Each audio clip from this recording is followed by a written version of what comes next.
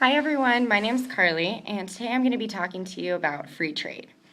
Almost 3 million jobs in manufacturing were lost after the dot-com bust in the US, creating a 10% decrease in America's global GDP and a major trade deficit, as the country could not meet its demands for products.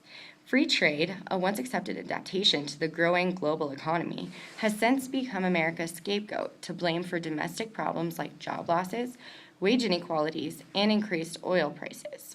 Many believe that offshoring is the true issue, and that if America adopts more restrictive trade policies, companies will have incentive to keep their businesses at home, solving many of America's problems.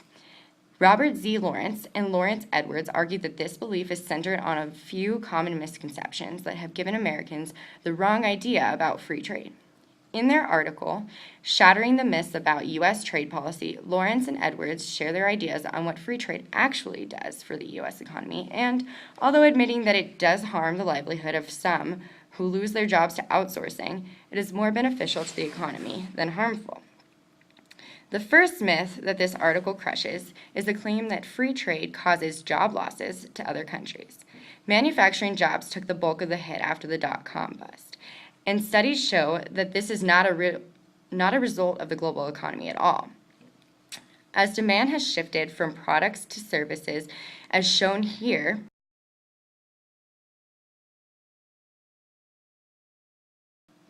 all countries have experienced a rapid decline in manufacturing jobs as they are simply not needed. Lawrence and Edwards claim that Americans need to spend more to create jobs at home, utilizing the availability of such a wide range of products from other countries. Americans also believe that free trade has caused developing countries to compete with the U.S., lowering the standards of living and promoting wage inequality.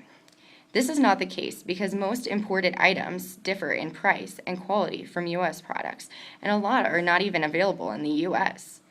The first benefits America by providing product differentiation for consumers to choose from, and the latter is a result of specialization where each country produces mostly those items in an industry where they have a competitive advantage and can produce the highest quantity for the lowest price, which then turns to lower prices for consumers.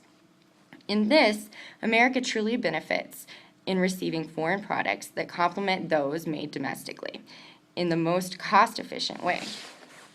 Lastly, consumers blame the rise in oil prices on the growing demand in developing nations that have only recently required large amounts of fossil fuels for their growing industries. While this contributes minutely to the hike in oil prices, the actual reason is that production growth has slowed. Oil companies are not finding the reserves at large as they once had. So if free trade really could help the economy, how exactly does it work?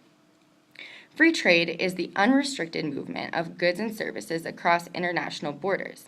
This means having no tariffs or taxes levied against imports, no quotas as limitations on quantities imported, no voluntary export restraints specifying what products can or cannot be imported, no embargoes that ban international trade altogether.